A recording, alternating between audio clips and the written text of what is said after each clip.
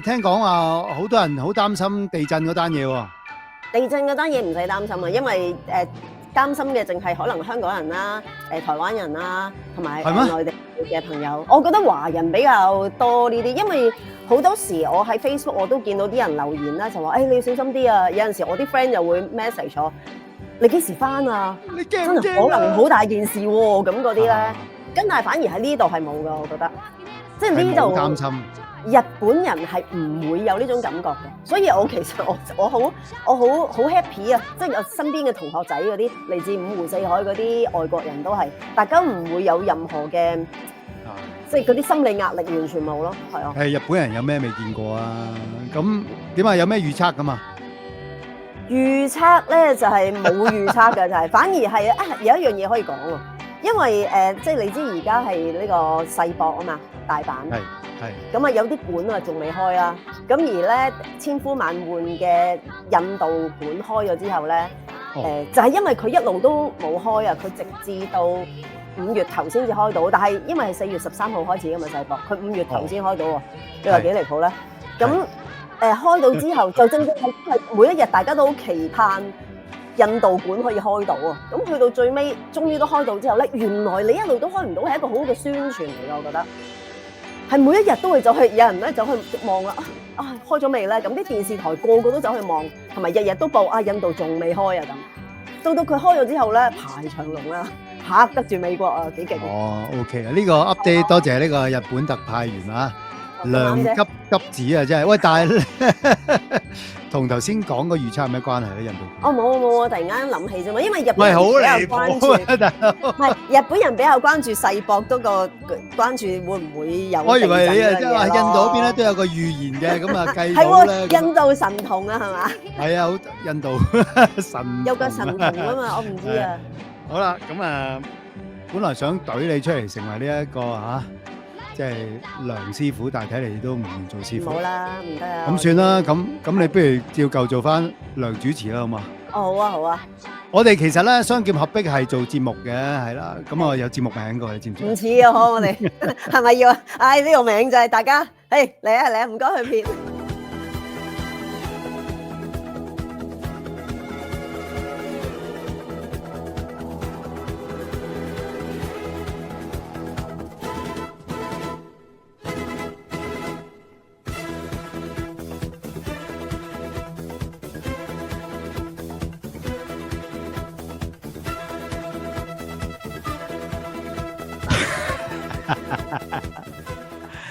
問你怕未啊？真係哇，犀利啊！咁啊，呢個節目名，呢個節目咧就唔係亂作嘅呢個名，即係勁波金曲。我相信大家係完全覺得係好合理，因為大家認識啊梁主持咧，本身以前都係講波噶嘛。啱冇，我其實講真，我都唔知點解會咁嘅，但係係啊，即係嗰啲咧，嗰啲叫咩啊？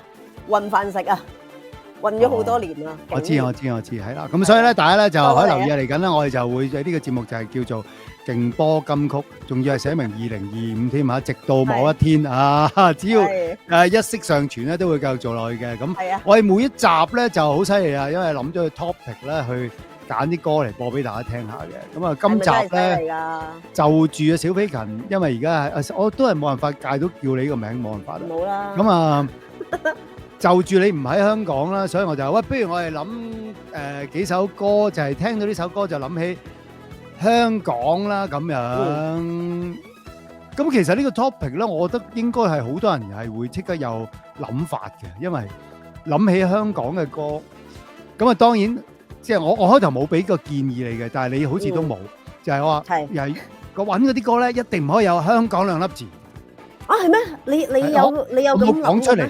因為我諗住我冇諗住佢咁靚啊嘛，係啦。咁啊，因為即係講到明，譬如話好似以前有啲香港我心中的故鄉嗰啲咧。嗰首叫香港，我第一時間咪彈呢首出嚟咯，喺個腦度。你都要彈呢首出嚟啊？因為你話香港嘛，咁第一時間就香港，一係就阿 Sam 哥嘅再回香港咁樣嗰啲啦，即係好多呢啲噶嘛，靠亂抗抗咁嗰啲都得嘅。咁嗰啲唔係我哋年代啦，咁我哋咧就會揾翻一啲即係都係我哋年代嘅歌嚟同大家聽下嘅，咁樣係啦。咁今日咧大家分別揀3首歌，咁我因為以為咧個遊子啊，即係喺日本而家即係叫做讀緊書啊嘛，係嘛？係啊，仲讀緊啊，旅居啊嘛，咁照計應該好啊，叫咩啊？呢啲遊學叫讀下咯，讀下玩下咁咯。以為去讀下玩下嘅遊子咧，就會好掛住香港，點不知啊？係咯，吳小姐就話冇。其實真係我唔係淨係今次啊。我不嬲咧，我出咗去咧就係潑出去嘅水啊，係啊，即係嫁出去嘅女一樣啊，係唔會翻轉頭。都絕啊，真係。唔係，因為我覺得即係無論出去做嘢、公幹嗰啲又好，出去玩又好，甚至乎即係呢啲咁樣咧，即係學習都好啦。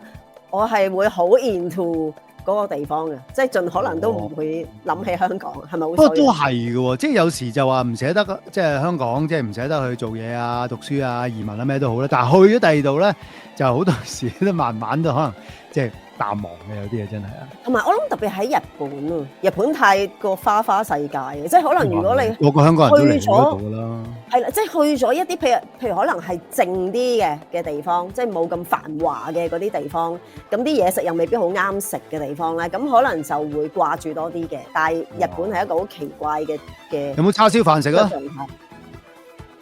佢嘅叉燒同我哋嘅叉燒唔一樣咯，唔同咯。不過你九龍城寨呢套戲好似話喺日本都有，刮起旋風好似都有香港式叉燒飯食嘅。嚇，你京都嗰邊冇啊？呢個我唔知喎，真係。好啦，咁啊嗱，我哋分別揀咗3首歌，咁啊今日梗係先由你播你嗰首歌先啦，係咪？喂，我哋咁點咧？第一首歌你係咪有古仔要講嘅咧？其實咧，又唔係話有特別古仔嘅，即係就係因為你頭先咁樣講一講嘅時候咧，咁我出嚟應咗先啦。即係原來係有一個條件，就係話唔好個歌名有香港兩個字。我覺得最好唔好咯。不過你呢首咧，我覺得又可以接受，因為佢又其實好 fit 咯，我覺得呢件事係。即係佢唔係講即係 I love Hong Kong 咁樣嗰啲衰嘢㗎嘛。係。咁但係佢亦都其實背後嘅意思都係 I love Hong Kong 㗎嘛，係咪？咁唔係，我想講嘅係咩咧？其實咧，你出到去喺一個咩嘅狀況之下會掛住香港咧？呢個係其中一個。去歌嗱，即係正所謂，你出到去外地，你要食翻香港嘢，叉燒啫嘛，係咪？叉燒啊，香港嗰啲同日本嗰啲都唔一樣啦，係咪？咁喂，秋官呢首歌原來唔係好舊嘅啫喎。係幾多年啊？99年啦。係咩？我嗰次跟個朋友走去日本周圍蒲，佢拍晒心口話過跟佢實有好前途。我話好，然後唔知點轉好，最好依家即刻走去醫好個肚。咦？呢間好噃，啲裝修分就服，班夾妹做住 roller，同啲客落波打，按摩椅上睇住佢哋揸住煲茶，都未坐定已經叫咗2客海露。拆咗咁耐，仲咁 hungry，咁樣落去會食到幾時？殺茄叫咗半打，好過馬正。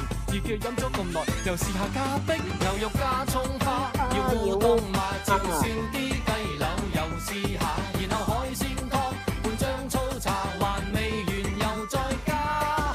前面燒矮瓜，全燒啲麻，魚類新鮮麻油記掛，然後加酒卷，共2客冷麵。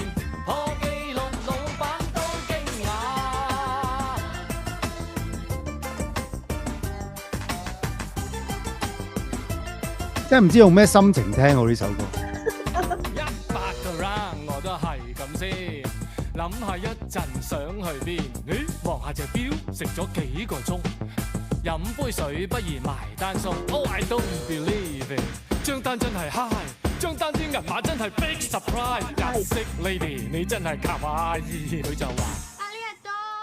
我想話攞張單睇清楚啲啊！我老友話：喂，你出錢先啊！我焗住碌卡，個心痛到癲到幾乎燒喇叭。牛肉加葱花，8000yen嘛，照燒啲雞柳14000嘛，然後7000yen是張粗茶，還懷疑是眼花。無謂燒矮瓜要9000嘛，魚類海鮮價又變化，然後加一加，但這個。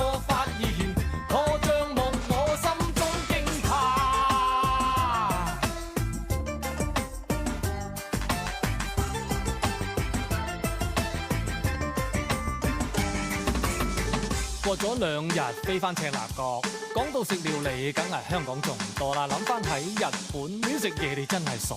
加埋機票錢，早知今日何必當初呢？香港長大都咁多年，就算再唔風光都係一時，好過走去外國亂咁使錢啊！不如儲錢過2000年啦！遙望獅子山，世紀班化繁盛的景致，叫你唔好周圍去啊！同我燒煙花，共我阿爸求未來別再差，陪伴小娃娃看真青馬，沿岸啲基建大變化，如若加薪嗎？就約你嘆茶，攀市道再可添色。遙望獅子山，世紀班化繁盛的景致，油賽馬，同學燒煙花，共我阿爸求未來別再差，陪伴小娃娃看真青馬，沿岸啲基建大變化，如若加薪嗎？就約你嘆茶，攀市道再可添升價。丁蟹真係好勁。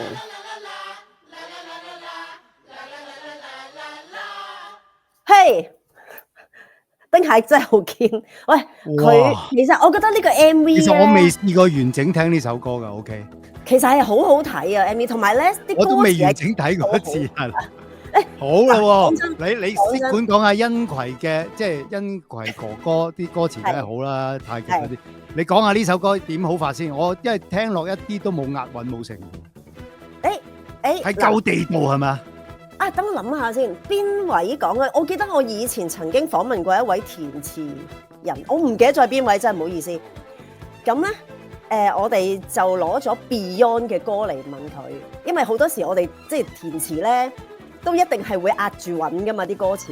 咁跟住咧就問啦，係啦，我哋就問嗰位填詞人，就係點解 Beyond 啲歌咧唔押韻嗱？例如求其揀一首，譬如光輝歲月，鐘聲響喺歸家的信號，在他生命裏係唔押韻噶嘛？咁但係點解你唔會覺得唔舒服，覺得唔好聽咧？咁樣係咯，嗰位填詞人講咗咧，就係話因為個歌詞其實係同個 melody 之間配合到啊！即係嗱，當然啦，佢講嗰樣嘢我唔係好 get 到嘅，但係咧。其實唔一定係要押韻嘅，只要你嗰件事順到個 melody 嘅話，大概係咁樣嘅意思。所以咧 Beyond 有好多歌咧，佢哋自己親手填嗰啲咧，唔係一定押韻嘅，但係反而咧佢哋填嗰啲有押韻嘅咧，你未必即係個印象會咁深。不過你講 Beyond 就真係首屈以唔押韻嘅歌嚟講，真係完全 feel 唔到係唔押韻嘅咩問題。唔 odd 㗎嘛，係啊，你唔 odd 㗎嘛，你一路。係頭先嗰首咧，我就覺得似係一篇文，跟住唱翻出嚟咯，即係嗰篇文嘅內容梗係好豐富啦，啲嘢食啊，各樣情懷啊，但係就哇咁得意嘅，咁啊原來我其實一路以為呢首歌咧係再舊啲嘅，但後尾原來入邊有講到赤鱲角啦，咁我知道哦，原來真係唔係好舊嘅。同埋叫你咩儲錢過2000年啦，嗰度咧。咁所以你真係1999年係成立嘅，係啦。好啦，咁請問你點解第一首歌要整首咁樣嘅？即係當我哋嘅題目係咁定嘅時候，點解你第一首會係咁嘅歌咧？嗱，其實咧，如果大家嚟日本旅行嚟10日2個禮拜好未啊？俾夠你3個禮拜，可能你會覺得咧，咦 Hello Kitty 出現喎，即係可能你會覺得好開心嘅，因為咧，哇間間都好食啊，食完呢間試嗰間咁樣啦。咁但係咧，當嗰啲好食咧係好食咗一段時間之後咧，其實係會平淡咗㗎。咁同埋當你食翻，即係你點都要有一啲 comfort food 啊，即係例如啊，我想食啖粥喎，有陣時皮蛋瘦有冇啊？咁但係真係冇嘅。咁自己煲又唔係嗰回事喎，你買皮蛋你又唔知去邊度買喎。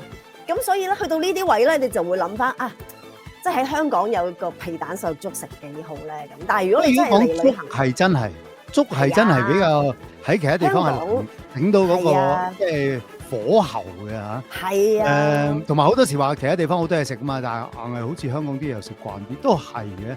咁啊，由日本京都嘅呢位梁主持講應該好有熟。嗱，今日我哋題目咧就係。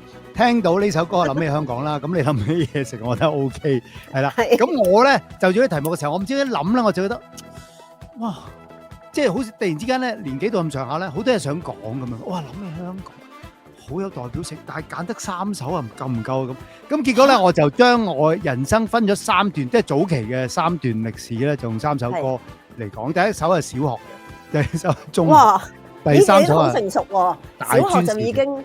但係唔係，我陣間第一首為大家獻上呢首歌咧，係小學時嘅，不過懷疑係小學畢業㗎。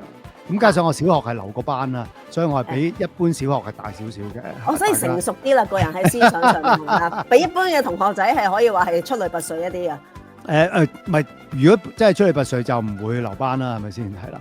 咁啊，呢首歌嗱，呢首歌咧喺播之前我亦都要講咧，因為揾呢首歌翻嚟嘅時候，我發現咗，哇，犀利呢首歌！雖然佢未曾入過10大勁歌金曲，亦都咧係即係冇咩特別，可能賣好多碟啊成嗰啲。但係呢首歌喺網上揾咧，佢係有超級多嘅版本，有唔同嘅人唱，亦都喺好多唔同嘅年份咧，佢竟然都有唔同嘅版本。係啦，咁呢首歌就係咪佢歌啊？你啊？你知唔知我播咩歌㗎？我唔知㗎。你唔知㗎，因為咧我係轉咗嗰首歌嘅。啊？誒，你嚟啊！你嚟啊！你嚟！我估啊！啊，不過冇得估啦。哦，呢首我有諗過㗎。啊，有諗過？我有諗過㗎。蔣慶倫啊！看見令你想要，像支歡樂波板糖。我要共你分，我要共你享。種種的歡暢，大佬嚟㗎。已照亮每一處，日光歡樂請分享。跳躍在你身，跳躍在你心，叫你愉快開朗。柏禮大道。哦，呢啲冇晒啦。他叫你活力倍增，快樂在擴張。耀眼陽光，明亮開朗，天天帶來樂趣歡暢。你想要從尖東下波板糖，哇！尖東海旁冇晒啦呢啲。咩又喺度？唔係啊，佢裝修過啊嘛，因為已經唔係嗰個樣。跳躍在你身，跳躍在你心，叫你愉快開朗。耀眼陽光，充滿歡樂，他叫你活力倍增，快樂在擴張。耀眼陽光，明亮開朗，天天帶哦，幾靚！樂趣歡暢。啦啦啦啦啦啦啦啦！好啦，問題嚟啦。嗱，你揀咁呢首歌係啊？你可唔可以講？可唔可以講得出頭先咁多個人嘅名？係。梗係點會講唔到啊？不過睇下先。睇下我最唔記得嗰個叫歐女仔叫歐咩咧？歐哎呀係唔記得歐乜嘢嗰個，但係其他全部都唔會唔識啦。你歐曬啊！歐善蓮錯係咩？係爭少少。你快講出嚟啊！係歐艷蓮姐姐啊！個音好驚話歐艷蓮啊，係啊，係嗰個爭少少啫。咁啊，但係咧呢啲人樣係好熟悉。點解我會揀呢首歌咧？咪先，你唔好唔係未得。歐艷蓮姐姐，你再數啊！你咁樣閃走咩啊？曾華倩姐姐啊嘛，譚玉英姐姐華點會唔識啫？咁男仔識曬啦。男仔邊？頭先有冇龍炳基啊？有得冇嘢啦，我就係想問你龍炳基啫。咁你會考到我咩？但係呢首歌勁嘅地方咧，係啦，咁就係因為佢係好多版本啦。其實我覺得我記得我細個聽，當然係蔣慶倫唱呢個版本啦嘅時候咧，我覺得呢首歌係同一般以前嗰啲兒歌係好唔同。佢係突然之間咧好有嗰種情懷啦，即係俾人覺得係好有期望啦。再加上咧，仲要佢係好似同啲暑期活動有關嘅，咁所以咧，重新聽見嘅時候就係諗起暑假嗰個畫面咯。後尾咧，我上網揾咧，原來佢之後仲有呂方又唱過啦嚇，跟住仲有係啊，仲有啲430嗰啲活動咧 live 啊，咩胡慧康啊，咁佢哋又會唱啦，好多不同嘅版本嘅。咁啊，我喺度揀嘅時候咧，我就心諗啊，其實原來咁多版本，早知可以嘅話就播多幾個其他版本啦咁樣。咁但係就時間有限啦。不過好在因為呢首歌咧係好短嘅，所以咧而家再冇多次。我諗住唔係，我諗住播多一個版本俾你聽。不過呢個版本係短少少嘅，係啦。想唔想聽啊？我聽，我以為你話你下一首就係呢首添。就會好多人諗起佢細個嘅話，因為細個香港暑假最好去邊度玩啊？海洋公園。梗係去沙灘啦。係咩？我以為。喂，有泳衣睇啊！哇，勁啊！以前嘅尺度係可以咁樣噶嘛？以前嘅尺度係放過而家嘅。係，不過都係啊，而家保守得好緊要。哦，好難玩㗎呢啲飛碟。會 KK 新手梗係好啦。呢個哥哥，呢有影呢下，哇！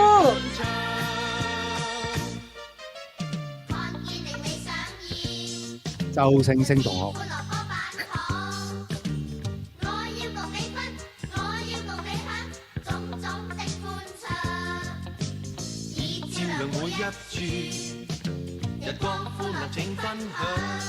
哦。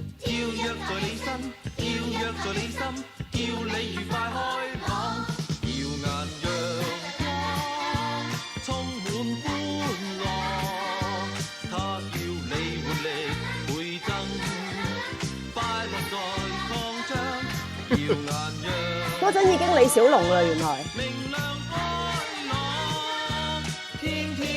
其實係食神個碌嚟嘅喎。係食神啦，直頭。食神嚟嘅喎。pose 一樣。哦，真係正！誒，咁認唔認得呢度係邊個海灘啊？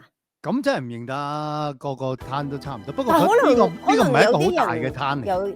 可能有人會認得嘅喎，反正。同埋如果你拍嘢咧，有時嗰啲灘係會即反而係一啲唔係好多人去嗰啲咧，又唔使申請啦。同埋係啊，其實西貢都有啲咁嘅細細嘅灘。首先呢個沙灘毛咧，除咗有泳衣睇大家好開心之外啦，其實係好係我哋暑假即係。每一個僆仔都係幻想，即係去沙灘玩㗎。當然啦，就唔係同阿爸阿媽去啦，係咪？哦，咁啊，梗係啦。佢一同個仔啊，同個女去。係冇錯，冇錯，梗係啦，梗係啦。喂，我哋一路播緊呢啲歌咧，就係因為今日我哋呢一個全新節目啊嚇，咁啊叫勁波金曲啊，係啦，呢個節目名真係不可思議咁好啦，係咪先？真係不可思議呢個名。小飛琴係可以提出抗拒，因為係呢個名係我諗㗎嘛嚇，但係我相信。我冇諗過會關我事咯。睇見我，其實你係唔需要咁即係 personal 嘅 ，OK？冇人會覺得我係比較敏感咯，唔會特別關事。我哋今日咧諗緊嘅 topic 就係大家諗幾首歌係聽到就諗起香港嘅，咁啊每人有3首。所以如果大家睇見或者留言咧，都可以同我哋講下你用呢首歌有啲咩嘅記憶啊，或者甚至你有其他歌。會提議啦，不過當然你今日要聽晒我哋嘅選擇先。係頭先嗰2首嚟計咧，都夠，即係我覺得你揀鄭少秋嗰首有少少即係啱題目啦，即係香港料理，但係咧真心唔係，我覺得佢嗰首歌係真係好離奇嘅，真心，即係我都即係要翻聽。咁嘅歌其實本身都好離奇，但係其實秋官係跳得好勁嘅，我覺得以佢嗰把年紀，佢要去做呢件事，你試下跳啊，一定唔得，係咪先？嗰陣時佢都20幾年前，係 OK， 同埋佢其實好多歌好創新㗎，係啊，除咗嗰啲太陽出來了啊嗰啲，佢唱過一首叫做要咩我要跑步咁樣嘅歌㗎，好早80年代，你唔知咧，第日有機會播俾你聽。好啊，係啦，好啦，話都咁快，喂，快啲進入我哋第2首歌啦，因為咧好多歌要播俾大家聽。你諗住第2首出邊一首咧？第2首女歌手，係咪女仔嘅首啊？女仔嘅首 ，OK， 等我 Q 一 Q， 因為好難得同阿小飛強一齊做節目咧，係我做，你 on panel 啊，我 on panel， 你係坐喺度冇嘢做嗰個嘅。係嘛？原來係呢首咧真係好離奇，我想問你使唔使講定少少原因點樣揀呢首歌，定係之後先講？要嘅，即係其實咧，因為我而家係一個叫做生活 mode 啊。即係喺呢度，喺京都呢度用生活 mode 去揀歌嘅，咁所以咧喺生活上面有啲乜嘢係刺激到我嘅時候咧，我就會諗起啦。即係譬如啊，係頭先講香港料理就係因為即係當你不斷去食好多好好味嘅日本料理嘅時候，你點樣你都想要翻啲香港味道啦。咁跟住落嚟咧嘅呢一首歌咧，其實都係同生活好有關係，就係啊，當一個外國人要喺京都剪頭髮嘅時候，咁點算咧？喂，我講真，我哋知唔知？我揾咗好多間啊，我揾咗5間啊，我先至揾到嗰間係肯幫我剪啊！即係，我覺得咧，即係如果呢啲歌係同香港情懷有關係，我諗大家會有啲失望。但係 OK，同剪頭髮係有關係嘅，因為咧我覺得其實諗唔到好多首同剪頭髮有關嘅廣東歌。係，因為其實我想講咧係只要大家真係喺外地未必一定係生活嘅，即係可能係突然間真係有嗰個需要啊！我想整個 cut 喎咁樣，但係而啲人佢用好多唔同嘅方法話俾你聽唔 OK， 我幫唔到你嘅時候，其實係好沮喪啊！呢單嘢係咁，所以我揀咗以下呢一首，唔該你去講，可能會俾人鬧啊！揀呢首唔會，不過好多人當新歌聽啫，係嘛？林振強先生嘅歌詞真係不得了，我覺得。其實係真係寫得相當之好嘅，你知麥潔文小姐嘅一首舊作啊！茫然找起一堆信，輕輕撕碎又碎。從前信裏每個字細讀取碎，突然點起火燒去我二人所有合照。而呆望你，伴着往昔變作廢堆。然而孤單的身軀，仍然不知應怎說。無人關心的眼淚，仍流落我髮端。為何始終洗不去你所交低的片段？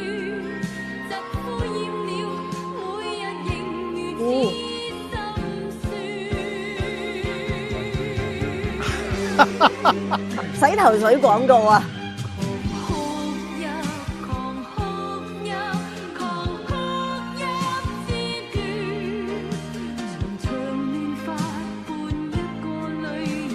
好多次㗎，我記得佢做呢個動作咁樣。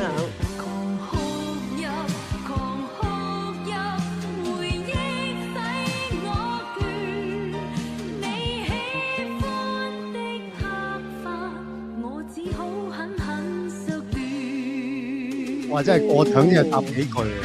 我睇到啲留言咧，有人話咧，講翻起呢個 MV 咧，佢話呢位Hitman 歌手係咪俾個導演玩？要佢做嗰啲洗頭動作要做好多次。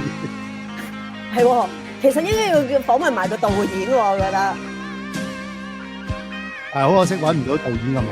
唔係喎，可能會揾到嘅喎。其實我相信阿 Hitman 麥潔文可能係。應該記憶好深嘅，究竟邊個係導演？同埋佢個名同你有啲似嘛，咁咪揀咯。找起一堆信，輕輕撕碎又碎。從前信裏每個字細讀才去碎。突然點起火燒去我二人所有合照，而呆望你。伴着往昔變作廢堆，然而孤單的身軀，仍然不知應怎說。無人關心的眼淚，仍流落我髮端。為何始終洗不去你所交低的片段？疾呼厭了。又嚟，又瞓嘅，又瞓嘅，又瞓。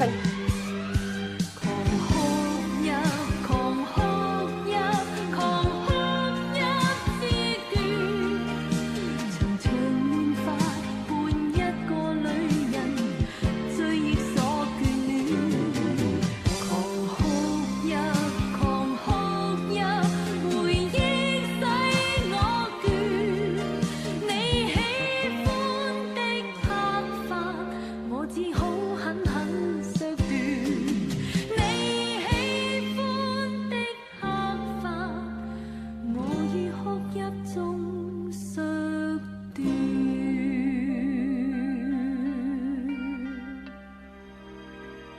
以話係施展盡渾身解數嘅一個 MV 啊！我覺真係好得無論係耐冇聽過。台前幕後都係。後尾唔知啊，麥潔文有冇賣到洗頭水廣告咧？真係唔知喎，可能有嘅喎，因為以前其實都會幾多呢啲但係未必有豐盛嘅年代。因為頭先嗰個畫面顯示佢係好唔享受，好痛苦。咁啊，一般如果洗頭水護髮素係應該要有一個好好 happy 好寬容係嘛嘅表情嘅，所以咧可能係爭少少。同埋咧，你你咪頭先講佢個名咪同我有啲接近嘅，係 Kitman 小姐係嘛？係啊。但係係啊我又睇過一啲因為最近我見過有啲訪問咧，佢講起好似原來佢真係嘅英文名唔係呢個嘅，好似係唔知叫我呢個 Connie 花名嚟咁樣嘅，哦啊，好似係喎。咁啊，傑文啊嘛，傑文咪 Kitman 係啊咯，可能，Kitman，咁樣。你可能花但係名。咁你佢又唔用 Connie 喎，我唔係 Connie，咁唔係咁用花名嘛，咁用花名都 OK。但係你嗰個咧，你嗰個點嚟㗎？我嗰個名，我老豆幫我改嘅喎。哦，係咩？係咩？係因為我又冇話過俾你知，咁 friend 都唔話俾你知。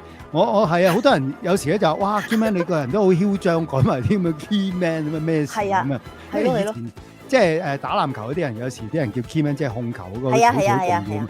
但係我就話，其實我呢個名係我老豆咧喺我細個，因為我中文名就阿爺改嘅，跟住我老豆咧就改咗個英文名。佢話你個中文名啟同人啊嘛，咁啊 Keyman 咯，真係咁樣嚟㗎。咁啊係我。孖開煙咁樣就係係啦 Keyman 啊。 ，key 啊 key 啊鎖匙啊，咁啊啟咯。哦。咁總之佢有原因改嘅，咁所以咧係我老豆幫我改。咁啊，我都多得佢幫我改呢個名啦，係嘛？家傳戶係啊曉係嘛？冇錯，真係家傳戶曉。邊個香港邊個唔識你？但係咧，我小學嘅時候咧，我係立志大個咗係唔用呢個名嘅，因為我覺得 Keyman 個名咧太似 He-Man 嗰啲咧，係太過細幼，骷髏頭保賜我力量嘛。係超好似幼稚嗰個名，所以我係立志唔用嘅。咁但係結果唔知點解大個用咗。嗱好啦，可以同大家講翻咧，麥潔文咧佢真係叫 Connie 嘅，咁而 Kitman 呢個名咧係外號嚟嘅，咁即係咯，即係可能係花名，即係咯，大家中意咁樣稱呼，所以就變咗 Kitman。OK 咁，但我 Day One 開始已經知道，即已經以為佢個名真係叫 Kitman。Anyway，你嗰陣有冇聽過咧？頭先我哋嗰個 MV 其實係 TVB 嘅出品嚟㗎嘛。我大部分呢啲都係 TVB 嘅嘢嚟㗎啦。係啊，你有冇聽過咧？其實當年 TVB 係用幾多錢去拍一個 MV 啊？我記得我嗰陣唔知睇啲八卦雜誌定係咩咧，我睇過一個資訊喺嗰個年代。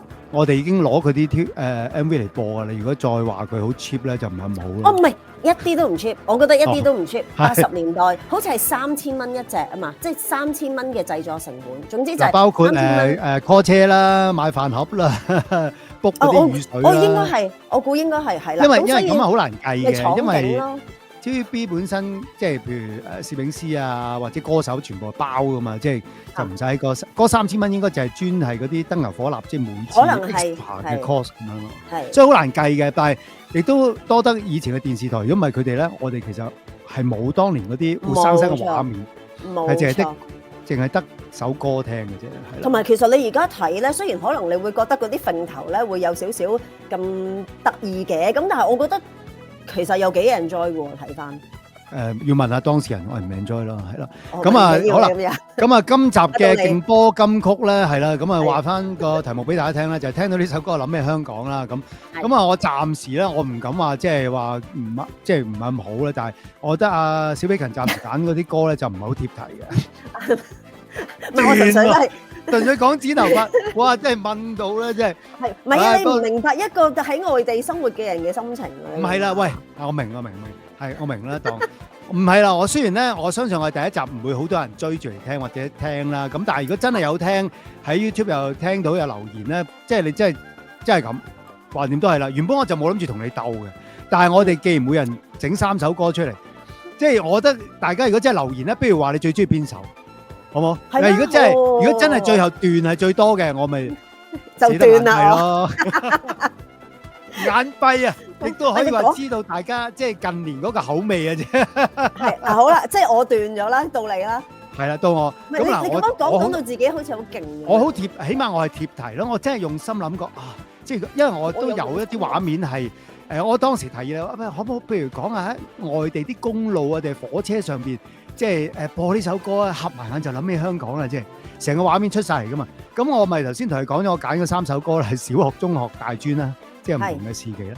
同埋我發現咧，原來我係勁將香港啲景點係掛喺心裏邊嘅，即係一諗起香港就係某啲景點。咁啊頭先嗰首就係沙灘啊、尖東啊咁樣啦。呢首歌咧就係、我覺得佢當時係掀起咗一個浪潮嘅，就係、以往講起海啦，好多時如果唱歌咧，我最記得70年代到80年代初咧，就係、許冠傑，即係你嘅偶像啦，就曾經唱過一啲都係，或者有啲 MV 嘅畫面，唔知你記唔記得有一我唔記得係咩戲咧，但係佢係同呂有慧喺度撐船。哦，唔係戲嚟啊，係戲嚟嘅，不過咧都係剪咗個 MV，就係曳搖，係咪曳搖共對輕舟飄係咪？嗰首雙星情歌，雙星情歌，咁個畫面真係好正啊，因為呂有慧啦，係嘛，即係可能係鬼馬雙星裏面嘅，即係嗰啲片段，跟住咧就呃翻落去。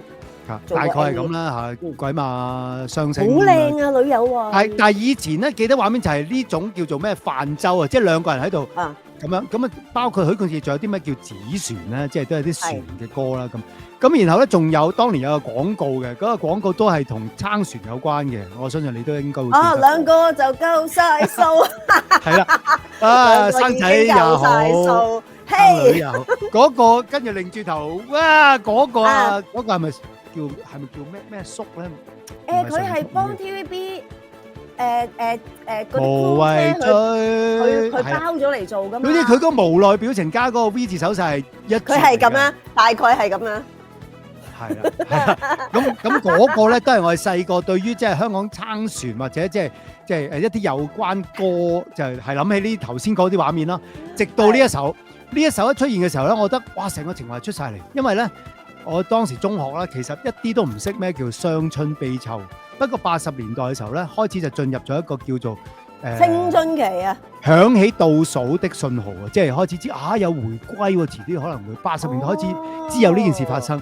咁咧，我覺得因為當時80年代中期開始係有一個移民潮嘅，其實係咁，我覺得呢首歌係同嗰個年代係有啲關係，啲人就。開始一聽到呢首歌就諗起香港一啲畫面，然後係比較 sad 少少嘅畫面嘅。而呢首歌就係一首民歌嚟。嗱呢首咧就冇 TVB 嘅 MV 嘅，因為佢應該李炳文先生唔屬於 MV 歌TVB 歌手，所以就係網上自製嘅 MV 嚟嘅。同埋呢首係一首民歌，亦都係有阿民歌唱嘅民歌。得唔得？咩啊？你講乜嘢我聽唔到啊！呢首係一首民歌，所以亦都係由阿民歌唱嘅。OK， 多謝你。呢首歌係改編歌嚟嘅。係。夜到蘭河在耳，北風我迎頭再遇，動盪如這海，城在兩岸凝神對視。霓虹伴着舞姿，當酒醉如同不知，日後望這方，最終一切無從找住。渡輪上懷念你，說生如戰士，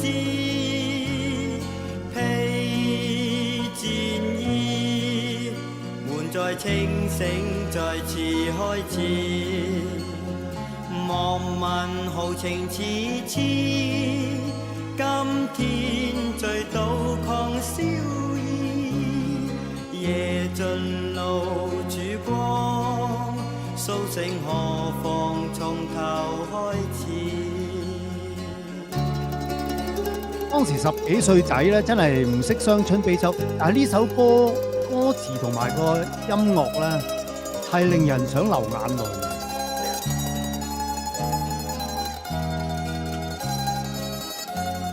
係咪修頓嚟嘅？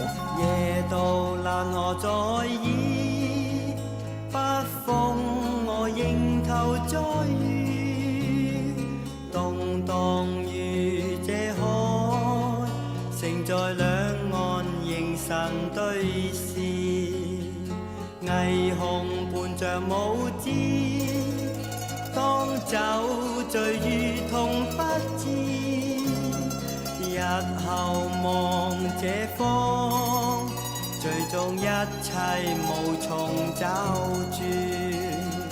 渡輪上懷念你，說生如戰士，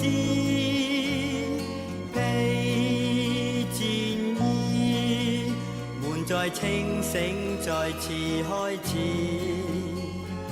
望問豪情似痴，今天醉倒抗燒衣，夜盡露曙光，蘇醒何妨從頭開始。夜盡露曙光，蘇醒何妨從頭開始。夜盡露曙光，蘇醒何妨從呢首歌咧，我細個嗰陣其實係冇扮嘢，唔會好細個係嘛？都幾啦，但係真係你點解？好你哋 hit 細個有咩嘅其實有咩係好 hit，同埋我好好覺得佢係聽咯，覺得係。但我覺得佢 hit 嗰個情況下，首先佢因為係一首民歌比賽嘅，即係得獎啦，應該好似唔係第一名。同埋佢係改編組嘅，即係其實呢首歌因為原本係一首嚟自台灣嘅歌曲，係啊，嚟自台灣嘅歌曲嚟嘅咁。但係我哋唔知嘅，一路以為係原係啊，我都係因為大個咗先知。因為係民歌嘛，以為一定係原創啦咁。嗯，咁但係咧，我覺得嗰陣時 hit 係其中一個原因，因為佢 hit 好耐嘅，即係慢慢越嚟越多人聽啦。佢又唔係 TVB 係咪？佢又唔係主打，應該冇乜點上過榜啊。但係咧，我估同當時嘅時勢有關咯。開始因為有移民潮啊嗰啲咧，咁啊呢首歌就俾大家有個好大嘅聯想，即係諗起香港。但係諗起香港就唔係頭先嗰啲料理啊、陽光啊，而係有少少即係夜晚啊、風浪啊，有少少傷感嘅感覺。因為其實咧，如果你講城市民歌咧，我會記得有一個現象，我覺得能夠令到呢堆歌係入到大家心，同埋咧喺一個冇電視台 support 嘅狀況之下，而又流行起來嘅咧，其實係要多謝收音機嘅，因為收音機嗰陣咧係唔止昨夜的渡輪上㗎，或者叫昨夜啦。到而家我都唔係好知道個歌名。為什麼啦？應該有個的字嘅，有的字。Anyway 啦嚇。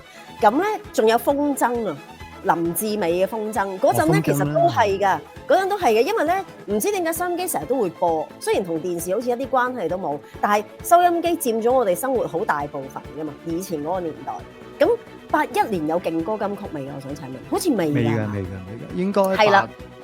可能83、4咁上下啦，係whatever，我都唔肯定，係啦，係啦，所以咧，咁嗰陣咁大家咁專注聽收音機嘅時候咧，就算冇電視嘅宣傳，因為電視就算冇勁歌都好啦，咁佢哋本身啲電視劇主題曲其實係好 hit 噶嘛，咁所以就淨係將嗰個 focus 係擺晒喺電視劇主題曲，但係就城市民歌就好似突然之間多咗條路，自己走咗出嚟闖咗個天下咁。所以如果以今日個命題嚟講啦，你贏，我個人認為唔係。如果真係要投票咧，我覺得呢首歌係好多遊子遊女咧，應該係因為佢一定係聯想到個畫面，同埋即係有翻咁上下經歷噶嘛，即係由80年代開始咁你，所以我上網咧，雖然佢冇呢個 official 嘅 MV 咧，但係好多坊間嘅朋友仔製作一啲好精美嘅 MV，包括頭先阿歌啦嚇，多得佢啊製作咗，我哋可以攞嚟播下啦咁樣。係啦，昨夜的渡輪上咁啊，雖然咧岔開一句啊，因為咧即係阿馬生你好有心機地將啲簡單嘅資訊就飛緊出嚟俾大家睇。跟住我見到咧，原來填詞嗰位朋友叫馮正咧，我突然間諗起另一首歌，原來佢真係好唔係唔識嚇，但係原來佢真係好中意呢個方向嘅啲人生啊嗰啲方向。哦。佢另外有一首我好中意嘅歌咧，係叫做《娃娃看天下》Sammy。嚇？哦，咁但係嗰首係近代啲喎。OK。90年代咯，90年代，即係10年後，係咯，10年後或者十鬆啲年後，曲詞都係佢嘅，係啊，好記得呢首又係好中意。咁啊，馮正先生都開心啦，因為阿小碧其實記得你另外啲作品。咁李炳文咧，仲係唱嗰啲咩歌啊？係咪當年相戀意中人？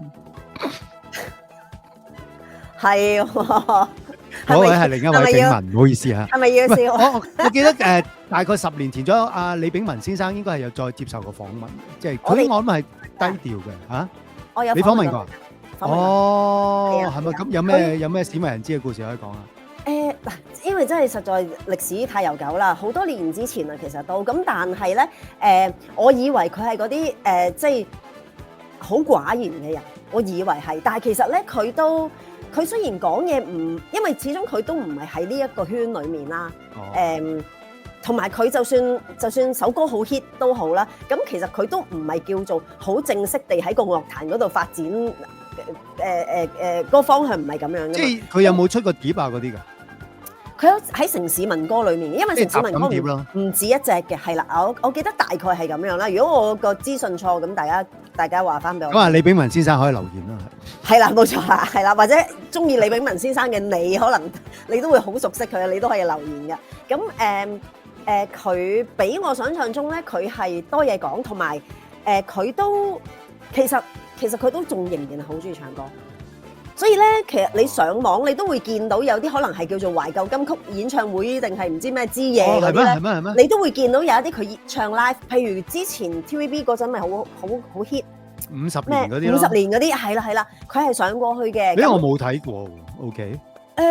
我估應該，我記得好似係有嘅，因為其實能夠揾到佢哋做訪問，都係因為佢哋肯出翻嚟。咁先至可以有啲 connection 可以揾到，如果唔係，其實我哋呢個節目都可以叫做唔流行經典50年嘅。係啊，都好啊，可唔可以改啊？我寧願嗰個。唔好意思，改節目名好難咧，普改嘅，而家暫時用咗呢個先啦，起碼今年。真係金曲。我真係要遮住佢啊！係啦 ，OK， 係啦。咁啊嚟到第3 round 啦嚇，咁啊大家揀咗第3首歌，就係諗聽到呢首歌諗起香港嘅，咁啊。第3首我 Q 下先，你講下點解要揀第3首？因為咁嘅，我開始發現咧，原來咧你話我個題唔中咧，其實唔係唔中嘅，因為咧我 focus on 我自己，即係我個人太過自我啦，我係 focus on 我喺香港 ，OK？咁以下呢一首咧就真係嗱，食啦，食講咗啦。剪頭髮講咗啦，剪啦係啦，咁另外仲有一樣嘢咧，我覺得咧對個人嘅影響係好大嘅。咁呢一樣嘢同我嚟到京都之後咧，我搬咗第4間屋啦。哦，搬咗咁多啊？係啊，其實之前我又自己攞嚟衰嘅，咁但係 anyway 啦，總之而家我係住緊第4間屋。咁嗰樣嘢咧就令到我明白到啊，當你要去適應你張床咧，因為真係每一間屋嘅嗰張牀嘅硬度都係唔一樣嘅。但係呢個唔係最重要，最重要係去哥。我係唔俾你去住。喂，大佬，我咁中意哥哥，我真係覺得點解揀咗呢首嚟對呢個題？算啦，你因為其實係你繼續。我交晒俾你，我 Q， 跟住你可唔可以專業 DJ tag 到去唱歌啊？有少少難度，盡力啊，嚟啊！咁嘅，即係張床咧，好犀利嘅畫面。張床咧，其實我覺得係可以征服到嘅。咁但係最慘係咩咧？真係呢個，大家見到歌名，因為咧，尤其是我對上嗰間屋咧，佢嗰個枕頭實在係腍得太緊要，即係你咁樣瞓落去咧。係好似平咁樣啊，平到甚至乎係咁樣跌咗落去，好辛苦。我已經用2個枕頭嚟瞓，但係都唔 OK，所以要大家留意翻今日嘅題目啊！每次與你再擁抱，那天總天氣好，問你閉上了的眼，仍然動魄驚心。常說世界有你太可怕。說不出所以因，如要我放棄有的一切，不阻止它發生。睡了，但你呼吸心跳，隨年月更加動人。夜了都不緊要，但明晨未會等。給我愛你愛到最真。愛到最貪心，枕頭仍然遺留深深的吻，仍逃在抱擁，不敢興奮。給我愛你愛到最狠，給我愛到最逼真，枕頭難如其人，始終吸引自己。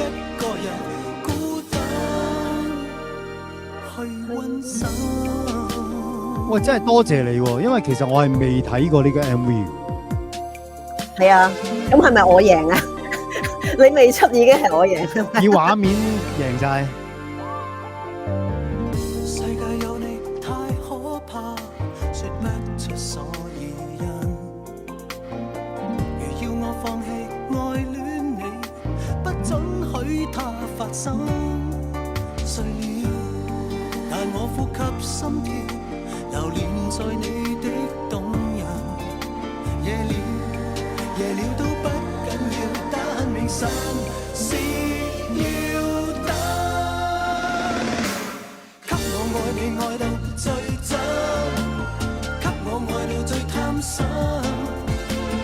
枕頭仍然遺留深深的吻，仍投在抱擁，不減興奮。給我愛你愛到最狠，我要你給我愛到最逼真。枕頭難如其人，始終吸引自己一個人孤單去溫習。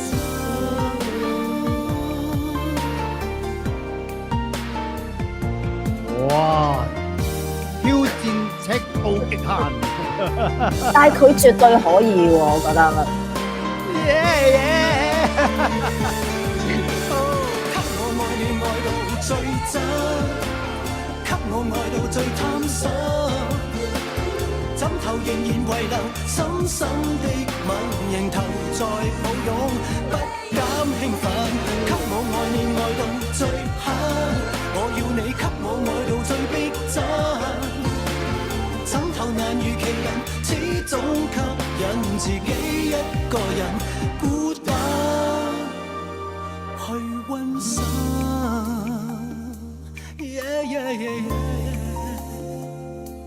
其實哥哥好勁嘅，因為咧佢即係佢以前啲歌咧，其實係陪住我哋成長噶嘛。即係佢未退休之前嗰陣咧，華星嗰個年代咧係同我哋成長噶嘛。咁但係咧，到佢翻嚟，即係退休之後，跟住佢再唱翻咧，嗰堆歌咧，我覺得真係永恆不變，即係個水準高啊。佢後期出翻嚟嗰個係真係另一個好勁啊真係，好似唔同咗人咁樣嘅，即係啲聲啊或者選擇音樂。咁啊呢首歌係阿 Gary 哥哥啊，係啊，我覺得好好黃聽啊，係啊。係啊同埋咧，同埋我覺得哥哥之後翻出嚟嘅嗰啲歌咧，佢個 variety 仲多咗好多，即係仲闊咗啊！成件事係仲闊咗，無論係歌，即係個 melody 啦，或者係個題材各樣嘢咧，即係 MV 啫嘛。可能以前佢未必會去到咁盡嘅。咁呢，即係我覺得好好睇啊！成件事係。不過係我真係未睇過，因為嗱本身我以前聽歌嗰個習慣係好少睇畫面嘅，即係好少撳 YouTube 嚟睇嘅，係啦。咁但係我哋今次做呢一個 topic，咁啊要播一啲即係有畫面嘅嘢好啲啦。咁啊，我真係第一次睇喎。你本身咧，你係睇開嘅？我咁又唔會話一人睇10次嘅，但係你有睇過嘅？有睇過。有幾個哥哥嘅 MV 咧，我係好中意攆嘅，即係呢個就唔係成日睇，但係譬如怪你過分美麗，我係好中意睇，又係 Gary 哥哥。咦，又係同埋又係阿舒淇啊嗰啲。係啊，好好睇，我覺得個 MV 好好睇喎。跟住紅都會睇嘅，但係大熱我又中意睇，大熱又係 Gary 哥哥。我覺得可能係我對佢嘅作品係有少少嘅執着。我覺得。我記得我僅有同阿 Gary 哥哥傾過偈，就係即係黐阿 Joey 哥衫尾咁樣去佢個 studio 做嘢啊各樣啦咁。咁啊，特登撩佢分享哥哥啲嘢嘅。佢話哥哥作曲咧就係佢，當然呢首係 Gary 作噶啦。佢話哥哥作曲好得意嘅，即係喺個 studio 咧就喺度哼，跟住阿 Gary 就幫佢一路咧就係彈。寫低佢哦。咁佢就好隨意，咁就會走首歌出嚟。哇！即係我心諗，哇！即係呢啲夢幻嘅 moment 嚟嘅喎，真係嚇。咁佢哋都係夢幻嘅 combination 嚟嘅。係啊。如果係咁啊，所以呢首歌咧，其實我都會投你一票嘅，因為我都好中意佢。係咪？係佢呢個階段啲歌，全部我都係好中意，好聽係啊，好聽嘅。雖然同今日嘅題目就一啲關係都冇啦。有，唔係我嘛？我諗起香港嘅枕頭啊。喂，因為你即係意思，你香港嘅枕頭就好正，但係你去日本就冇帶到。咁點解唔帶埋去咧？好多人都中意帶埋嘅喎。我從來出去咧，無論係去幾耐咧，我都唔會將屋企嘅枕頭帶出去。咁下次記得啦。都係唔會咯。我會逆來順受咯，雖然好辛苦，哇！帶埋個枕頭，好似個哥哥個 MV 咁就可以大戰噶啦，自己同自己係啦。係，哇！好香豔啊！呢個畫面，自己同自己啫嘛，有咩奇啫？咁嘅枕頭都瞓到亂晒龍啦。係啦，咁啊係啦，我哋呢個就叫第一集嚟嘅勁波金曲啊，2025啊，即係咁似嗰啲賭俠199咁。咦係啲 friend 啦，係啦，我中意咁啊。延續咗我同阿小比勤啦，我哋啲未了緣啦，即係無論係聽歌啊定係踢波嗰度啦嚇。咁啊，今集就原本就唔係鬥嘅，不過都希望如果大家有興趣，就不妨投下票啦。咁啊，頭先啊小比勤嗰3首歌已經聽晒㗎啦。咁咧咁我咧其實咧，我知道咗你嘅選擇之後，因為冇計啦，你要俾我幫你撳出嚟啊嘛。咁所以咧，我就睇住你嚟打嘅。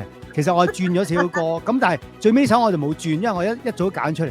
不過原本呢首歌咧，佢係代表住我啱啱讀大專嘅時候，因為我聽到呢個版本嘅時候係我啱啱即係進入即係大專啦，我覺得人生其中一個好愉快嘅時期。不過咧當時啊聽到哥哥話退出喎，我覺得哇唔係啊嘛，我細個嘅童年偶像嚟到呢一刻，你咁快就話唔撈㗎啦咁樣。你有冇喊啊當時？冇喊，但係接受唔到啊，即係覺得啊咁即係點啊，即係冇啦，即係咁樣。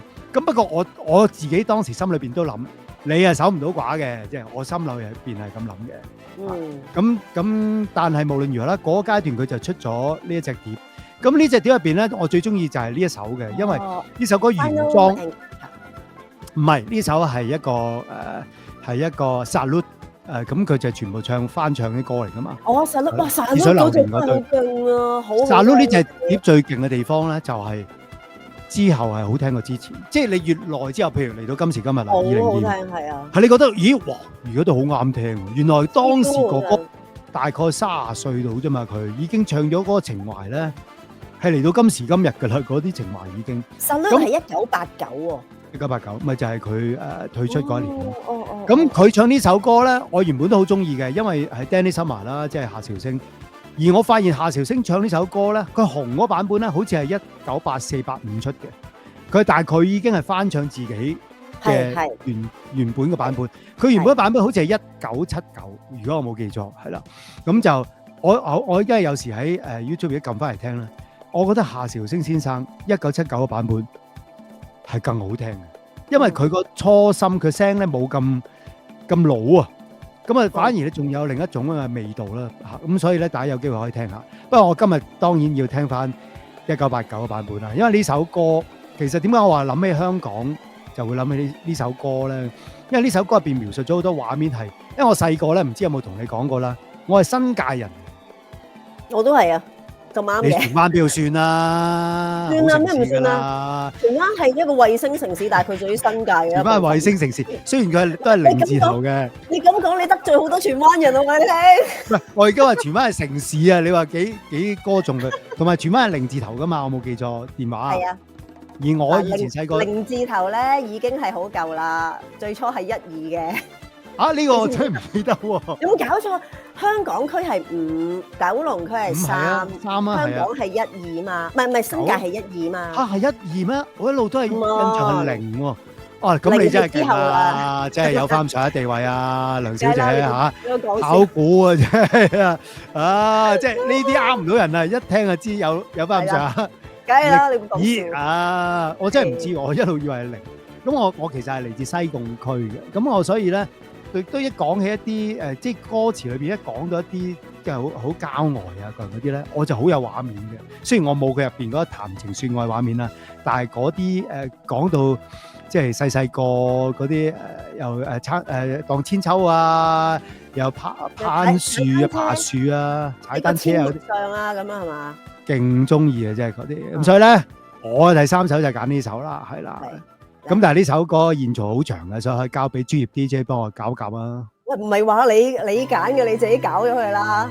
因為你夾唔到嘅話咧，其實係對於你攞分方面咧，係會有一個好大嘅影響。分數呢啲我如鴻毛啫，我想引下大家俾下意見，睇下邊個貼題啲咁解啫。哇，勾得好大力啊！我覺得好慘啊！唔係拗噶啦，冇計啊！希望你下次可以嚇有啲反擊啦。不過未知，因為我呢個節目係錄播嘅，唔知道會唔會有人投票。如果有人投票，亦都唔知係咪我多啲，定可能係你首段咧？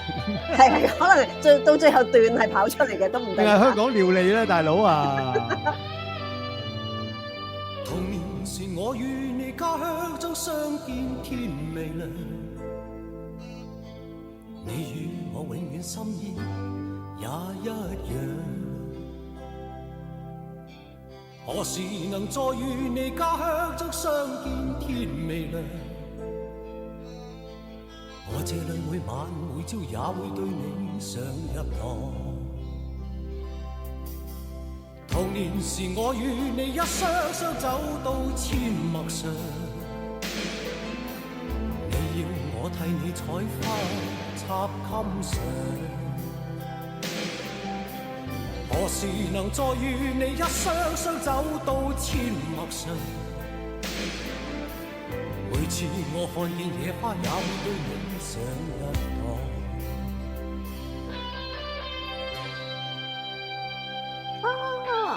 又有狗啦，又有雞啦。雞啊！但係哥哥係着西裝出現，咁係城市人啊嘛，因為唔知係咪即係前邊係拍緊《龍本多情》啊？定唔係拍嗰年唔係？佢係似龍本多情嗰啲 look 我都覺得係。即係冇理由會有一套咁即係同個畫面唔係好關事嘅造型。我細個其實就係住呢啲地方㗎，所以差唔多一樣㗎。我想講，真係圍村就係。咁你都有 feel 啦。有 feel。有冇人送我呢個皇冠俾你啊？咁又冇喎。阿小妹妹係哨鏡。童年時我與你打千秋，想要攀月亮。你說過要我將心掛天上，何時能再與你打千秋，飛到星月上？每次我看見星星，也會對你上一堂。童年時我與你將火心刻到花樹上，你說過兩個痴心永守望。何時能再與你一雙雙走到花樹岸，再看看這兩顆心，有冇永遠相向？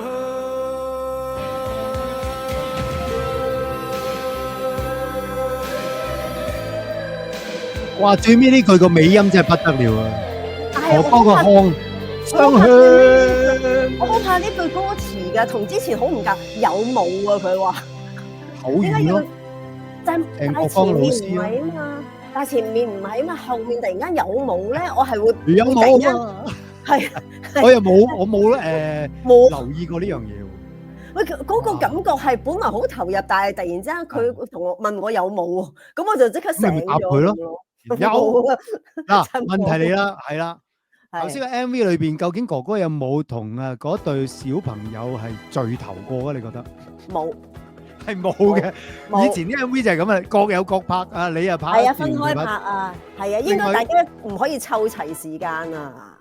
值得留意係以前啲 MV 亦都有啲導演好有心機啦，將嗰啲歌詞嗰啲內容咧做翻晒出嚟，插到花，同埋係將個黑心啊，係啊個心啊黑咗喺個花樹上啊，有冇永遠相向？未做出嚟啫，真係啊，就係咁樣啦！哇，即係呢首歌，我覺得好奇怪啊！Salute 呢隻碟啲歌係真係，當年我聽咧真心，我當年覺得係。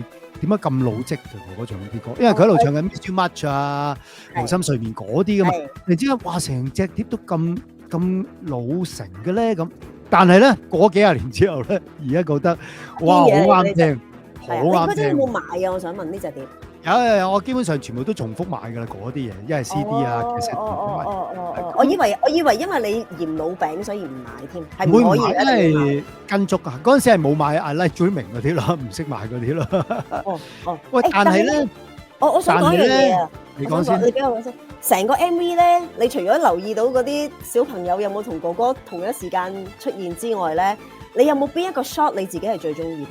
我有。係咪啲雞行過啊？啲咁啊？唔係。咁咪都係嗰啲有花有樹有水啊嗰啲啦，係嘛？唔係啊！我最中意嗰個係佢食煙嗰個。特登加落去啦。其實唔係即係特登加落去以前好興唔係咪特登加落去唔係問題啊。首先就係我覺得啲燈打得好靚，第二就係咧而家冇㗎啦。你曾幾何時而家見到啲而家都唔人鼓吹食煙啊，大佬。啊，當然啦，咁但係嗰個係一個 mood 嚟㗎嘛，即係而家嗰種睇法就係、如果我喺鏡頭面前表演咗一個叫食煙嘅事件，咁就會教壞其他人啦。咁但係其實呢兩樣嘢唔一定係對等㗎嘛。我成日都覺得啊，點解好似就係因為一個咁樣嘅想法，於是乎咧就將一個好好嘅 mood 就褫奪咗。明。我覺得有啲咁啊，哥哥食煙嘅畫面喺呢一個巴黎特輯啊，真係好多啦，已經。呢個叫做日落巴黎。日落巴黎係。咁啊好多㗎啦，即係吳宇森大導演同埋阿蕭興啊，另一位導演都用得佢好盡。蕭朝順先生係啦，蕭前輩蕭興係啊係啦。咁啊，所以估唔到喺童年時入邊都有煲煙嘅鏡頭。係喂，但係真係好靚㗎嘛嗰個位。係啊，咁啊，喂，咁估唔到咧，我哋不謀而合啊！其實我交歌單俾你先噶嘛，咁所以你已經見到我係有揀哥哥嘅，咁但係你都揀哥哥啦。咁啊我幾中意嘅，因為我自己咧本身即係喺哥哥嘅過年過節嗰啲重要日子咧，我成日都想將哥哥嘅嘢播多啲嘅，即係但係我冇呢個平台啦，所以我係自製咗勁波金曲呢度啦。咁未來可能都會繼續濫用嘅啦，應該。你每一次咁強調呢個名咧，我相信你真係好中意自己嘅創作。你唔需要太擔心，總之即係唔好 make it personal，OK？可能勁波係拎up落我嗰度嘅咧，因為我明，係我明，我梗係咁諗啦，但我控制唔到其他人啊嘛。咁我哋咧就係初步嘅如意算盤啦，我哋呢一個勁波金曲2025咧，希望大家支持啊！係一個禮拜玩嘢嘅，係啦，咁啊，希望可以持續啊！喺啊小比勤好努力讀書嘅期間都鎖佢一個晚上咧就做一集，咁啊希望好玩啦。咁其實我就好 enjoy 嘅，希望大家都投下票啦，即係最好就投昨夜的渡輪上啦、童年時啦，或者係共享陽光啊。係，我想有一個要求啊！我要求唔係叫大家投票，即係唔係要求大家投我票，我拉票呢啲嘢我唔做嘅。你想投我票，你投咯。唔係啊，我想問咧，因為 Salute 咧，你咁樣一路講咧，搞到我咧好鬼想聽。我哋可唔可以有機會成隻 Salute 聽㗎？我都好想㗎，即係可能係有一集係即係成隻碟由頭播到尾，唔知係邊隻碟啦。因為我都同你講過，有啲碟我都覺得真係可以由頭聽到尾。但係當然我哋需要講多啲嘢俾人聽啦，唔係就咁一齊聽歌。如果就一齊聽歌，有撳隻碟嚟聽下啦。但係你知小飛勤知道呢一個即係好多秘史㗎嘛，雖然好多已經唔記得咗啦。係好多。咁啊，炳文嗰度你一爆少少啦，雖然唔係好記得。炳文嗰度爆少，我頭先嗰啲，係。我有 keep record 嘅。但係我可以爆啲喎。我可以聽翻。好啊，Salute 我可以爆少少嘅，因為我幾肯定咧。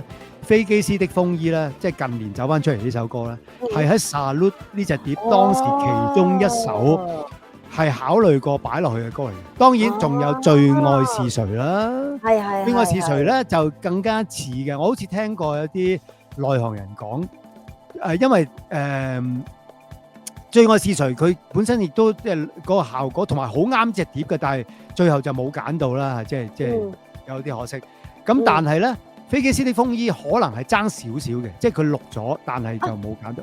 我覺得我哋聽到哥哥版本嘅飛機師的風衣咧，好似係比較上 raw 啊，即係佢唔似係可能係一個試唱嘅版本嚟。啱喎，咁你講得啱喎。咁我自己推翻自己喎，因為咧飛機師的風衣應該年份係可能，因為係課張學友噶嘛，最後咁係飛機師的風衣應該係係咪85度啦，8485度啦。哦，咁唔關晒都事啦，係。飛機師的風衣應該喺阿摩嗰隻碟嘅，如果唔係因為點解咧？因為飛機師的風衣咧，據我嘅了解係，但係咧據我嘅理解咧，係有人話過俾我知呢首飛機師的風衣哥哥版咧，係佢唱咗嚟導讀嘅，即係唱嚟俾其他歌手跟住唱。所以你聽都係 raw 地噶嘛？你聽落係有理由係相信嘅，因為咧佢歌詞都唔夠靚噶嘛，係啊，即係後尾都改過少少歌詞噶嘛，所以所以應該唔關 Salute 隻碟事啦，係應該係得最愛是誰係有關係嘅。咁哥哥版本《最愛是誰》個 MV 係咪李麗珍嗰個啊？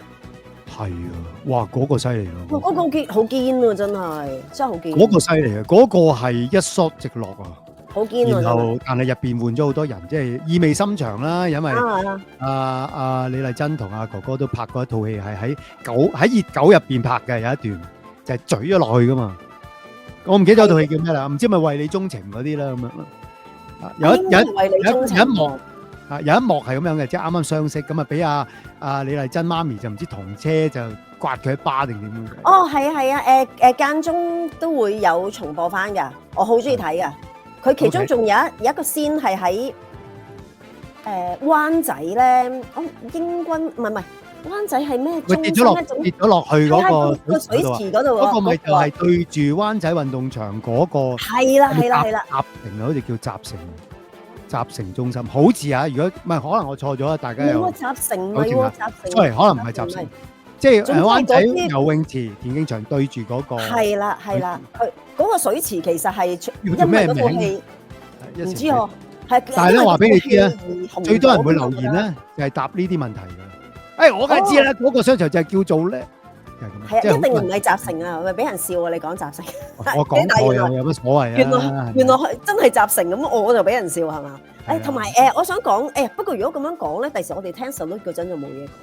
但係Salute 裏面有另外一首歌我自己好中意嘅係，除咗明星之外咧，就係迪漢。迪漢真係好 sexy 嘅唱得，佢唱得好，其實係好啱佢唱。我覺得男同女咧都係一絕嘅，即係憶蓮嘅版本，憶蓮又係唱得好正啦。哥哥唱翻咧又係好正，即係冇其他人係可以唱到佢哋咁食得住首歌咁。不過你講起嗱，其實咧就報道唔係好多，即係哥哥同阿憶蓮之間嗰個 link up，其實佢哋喺音樂上幾多 link up 嘅喎，因為我記得赤裸的秘密係嘛，咁啊哥哥幫佢講古仔有獨白啦，跟住哥哥亦都有翻唱過佢至少還有你嘅，我怕來不及喺演唱會都唱得好獨特嘅。